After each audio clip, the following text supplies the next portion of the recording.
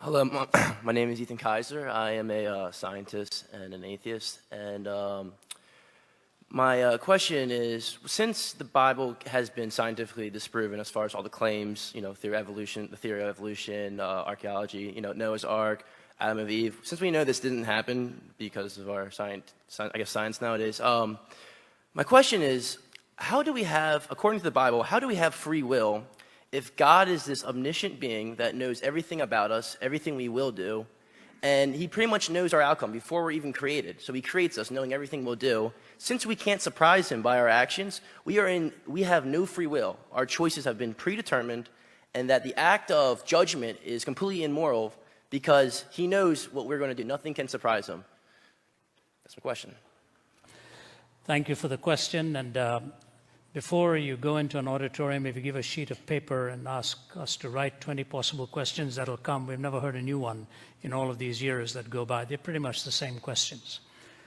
It's interesting that you began by saying, as an atheist, all of this has been disproved, and so you live with scientific materialism as your worldview.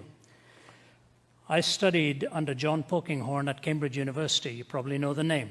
One of the world's leading quantum physicists who came to exactly the opposite conclusion you did, while being the dean at Queen's College, Cambridge, as a quantum physicist, taking the same data you did. So obviously, for a man of his intellectual ability to come to a different conclusion, one would either have to say he's totally stupid to come to that conclusion, or else his empirical basis. Please don't keep shaking your head. Let me finish so that you can come and talk afterwards. So allow us to concentrate what we're saying here. I want to read for you what David Berlinski says about the scientific naturalistic worldview. Do you know who he is? No. One of the world's leading physicists who is an agnostic, borders on atheism, but took issue with Richard Dawkins's book, The God Delusion, and wrote a book called The Devil's Delusion. Here's what he said. Has anyone ever provided proof of God's inexistence? Not even close. Has quantum cosmology explained the emergence of the universe or why it is here? Not even close. Have the sciences explained why our universe seems to be fine-tuned to allow for the existence of life? Not even close. This is Berlinski talking. Are physicists and biologists willing to believe in anything as long as it is not religious thought? Close enough. Has rationalism and moral thought provided us with an understanding of what is good, what is right, and what is moral? Not close enough. Has secularism in the terrible 20th century been a force for good? Not even close to being close. Is there a narrow and oppressive orthodoxy of thought and opinion within the sciences? Close enough. Does anything in the sciences or in their philosophy justify the claim that religious belief is irrational? Not even in the ballpark. Is scientific atheism a frivolous exercise in intellectual contempt? Dead on. Now, I didn't say that, all right? I'm not quoting myself. Please give me your name, sir. Ethan. Ethan? Yes. Ethan, what you're wrestling with is not uncommon. Many people from a scientific and materialistic worldview will say what you've said and come to that conclusion. The problem is what you mispositioned was your concern between determinism and free will. Your application could have gone in many different directions, but you came to that one for some reason, which I was unfortunate, I think. At Cambridge, I listened to a talk at the Lady Mitchell Hall in 1990 by Stephen Hawking. As you know, he can't speak. He uses a speech synthesizer. His whole talk was on determinism and freedom. And you know what he concluded?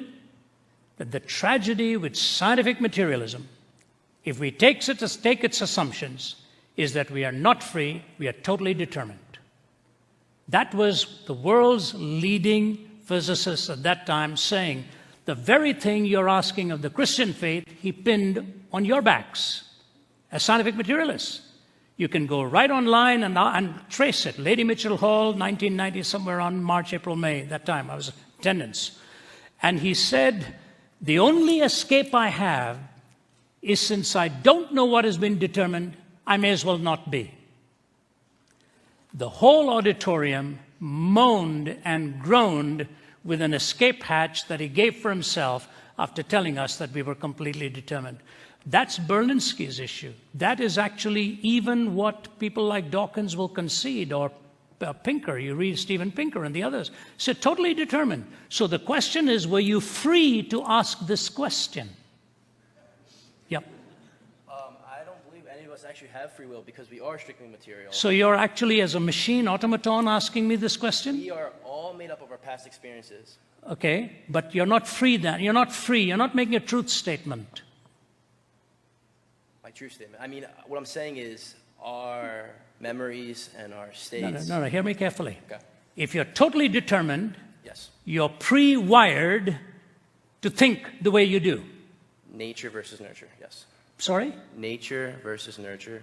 Nature versus nurture. Yes. Regardless, the nurture may provide a different environment, but the nature is you're hardwired to come out with a certain conclusion. Out of flux, nothing but flux. You know, what you put into the computer, ultimately is going to come out. But you have to ask yourself, are you making a truth claim? If you are making a truth claim, you're rising above the bondage of total subjectivity. And the moment you claim a truth claim, you're violating determinism. And so I just leave you with that, and let's meet afterwards. Hey, Ethan, we want to chat with you. You know, you're the kind of guy we come here for. So afterwards, you come here and we'll chat with you. Come here, give me a shake hand. Blessings, brother. Thanks, buddy. Thank you.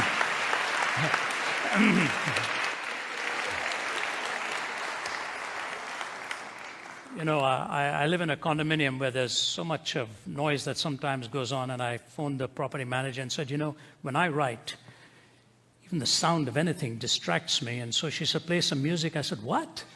You know, so that's why I'm sorry if I checked you on the shaking of the head. If I get distracted, I can't stay on track. You know, so my apologies on that.